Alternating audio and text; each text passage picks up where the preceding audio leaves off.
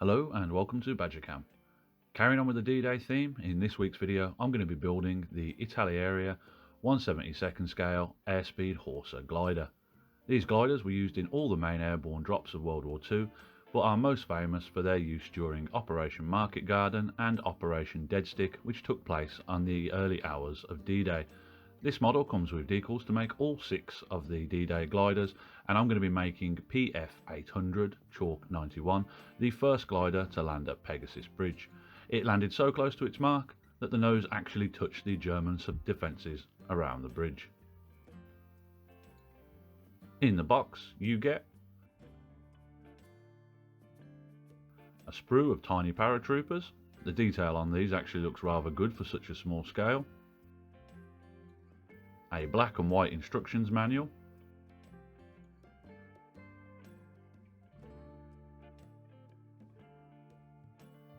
a nice bright decal sheet to make all 6 of the gliders used during the Operation Deadstick,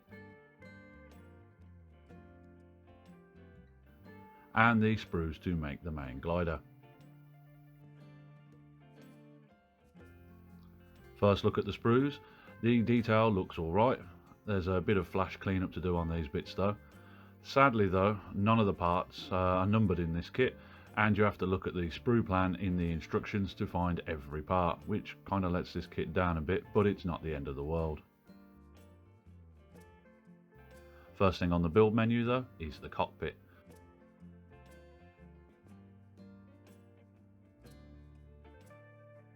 This step 1 was probably the most fiddly part of the build and the most awkward cockpit I've built in a while, and I was glad to see the back of it.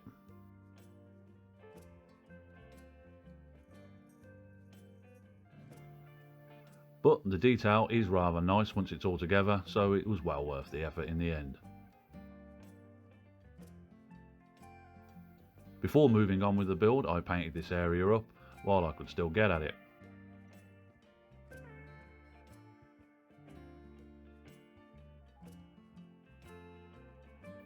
It's here that the instructions ask you to add 20 grams of weight under the cockpit floor so the model isn't a tail sitter.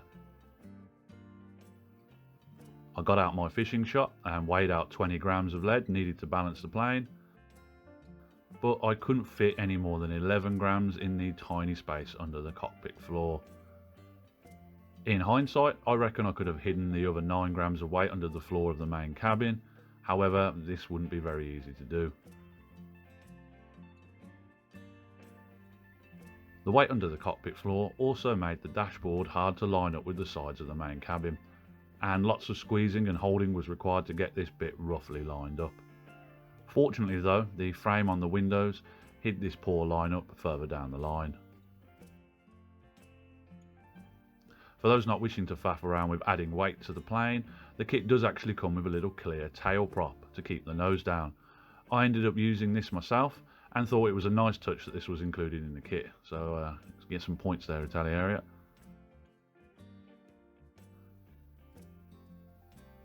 As I'm going to be spray painting the main black of this model, at this stage I masked off the clear parts and glued the glass bits into place.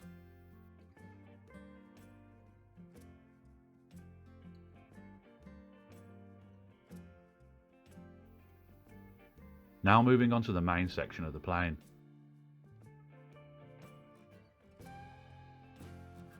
The Horsa glider could hold up to 30 troops and equipment in its spacious main cabin. All of the seats and floors are nicely detailed in this kit, along with the interior, and will all need to be painted before assembly.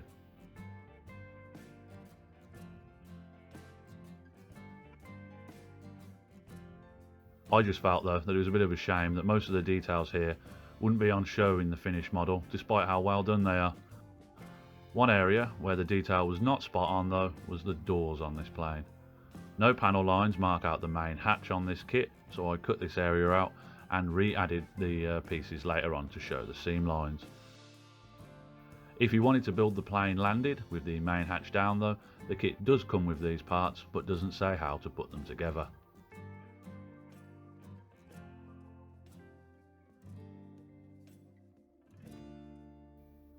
Also, another bit of an error in the kit, The kit shows the doors folded down with a ladder attached.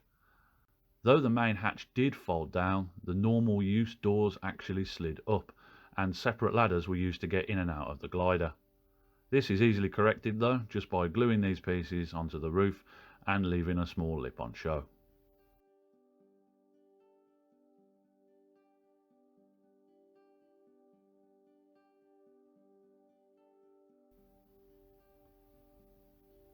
Adding the cockpit to the main fuselage was a bit tricky, as there are no locking lugs are provided to line this part up.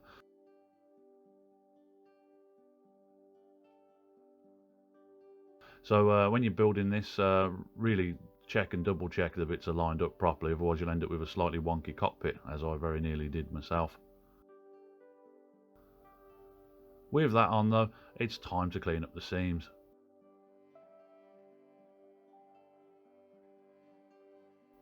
There are a lot of seams to clean up on this model, but with a bit of sanding, a good finish can be made, but it's going to take you some time.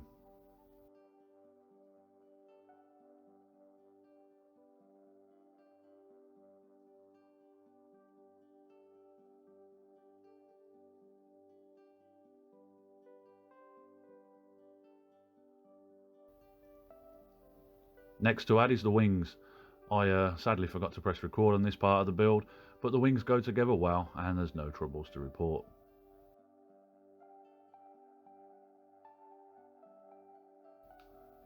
Wings on, it's time to add all the details to the underside of the model.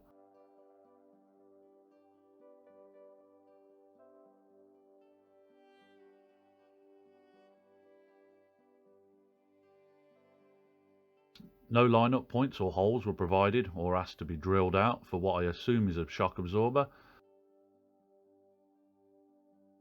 but the part's not tricky to add, so no harm done there. The undercarriage of this model was nice and easy to install on this kit, with all the bits going together well and fitting in a nice solid way.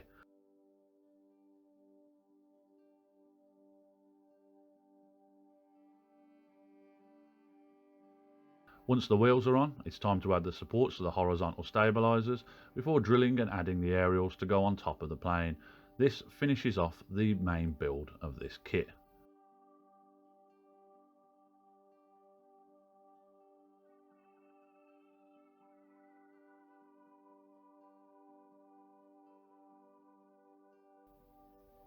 Now onto the painting. I sprayed the whole model using a rattle can matte black. This did most of the painting for this kit, as it's pretty much mostly black. Once this paint was dry, I removed the masking tape from the glass areas and took out the pieces of foam I'd used to stop the paint running into the interior.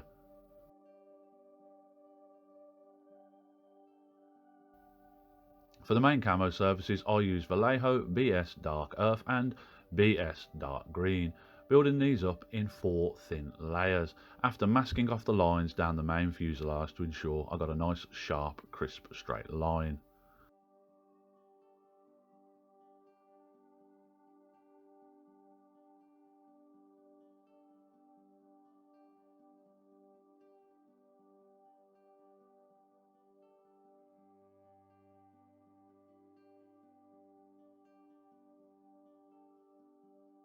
With the painting done, it was time to add the decals.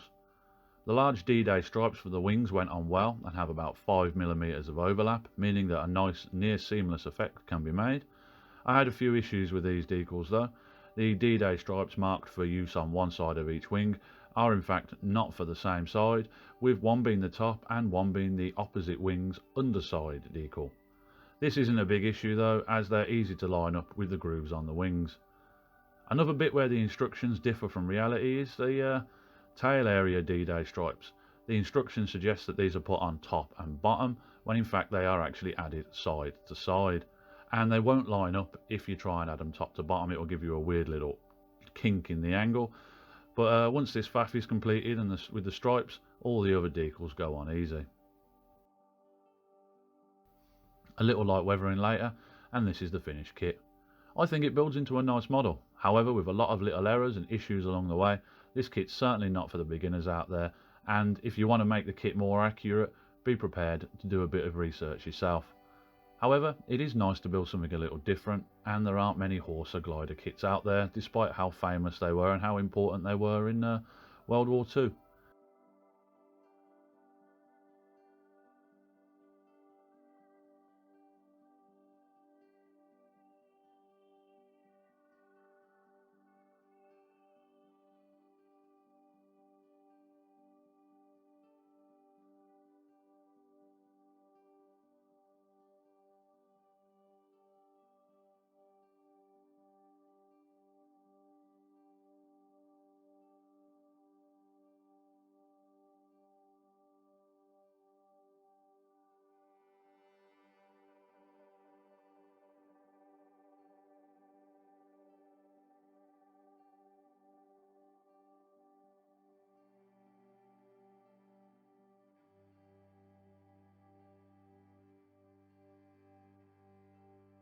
Anyway, that's my look at the Italeri 1/72nd scale Airspeed Horsa glider.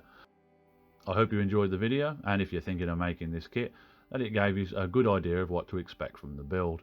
Anyway, as always, thank you for watching, and until next time, look after yourselves and have a good one. Goodbye.